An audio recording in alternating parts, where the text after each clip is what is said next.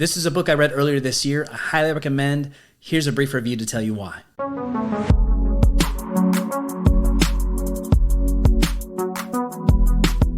So critical theory is something of a buzzword today. We see it all over politics, social justice, academic talks on school curriculum, even in corporate America.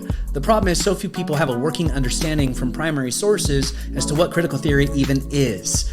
That's where cynical theories comes in clutch.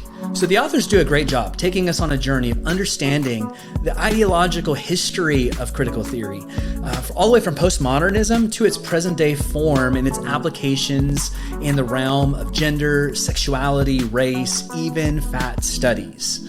Now, interestingly, the authors aren't coming from a Christian conservative perspective, perhaps like many of you, even myself.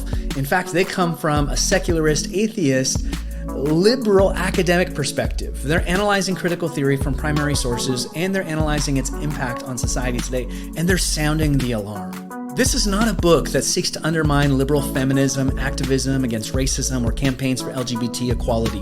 On the contrary, Cynical Theories is born out of our commitment to gender, racial, and LGBT equality, and our concern that the validity and importance of these things are being currently alarmingly undermined by social justice approaches. Another reason I really appreciated this book is the authors seem to be able to place their fingers on some of the tensions that you and I experience often. We, everyday citizens who are increasingly befuddled about what has happened to society and how it's happened so quickly, regularly hear demands to decolonize everything, from academic curricula to hairstyles to mathematics. We hear laments about cultural appropriation, and at the same time, we hear complaints about the lack of representation of certain identity groups in the arts.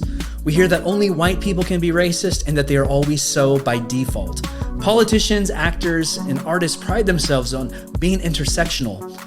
Companies flaunt their respect for diversity while making it clear that they are only interested in a superficial diversity of identity, not of opinions. They are also sounding the alarm of the impact of critical theory on the next generation. If we train young people to read insult, hostility, and prejudice into every interaction, they may increasingly see the world as hostile to them and fail to thrive in it.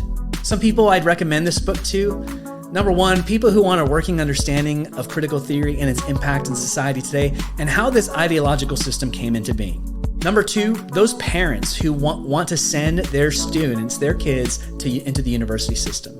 Number three, pastors and ministry leaders who want to lead their people into the ministry of reconciliation. Finally, I'll say this: know that Cynical Theories reads something like a textbook, meaning there's lots of definitions, lots of things to grasp, lots of lessons to learn. It's a dense read, but you're going to benefit from a lot.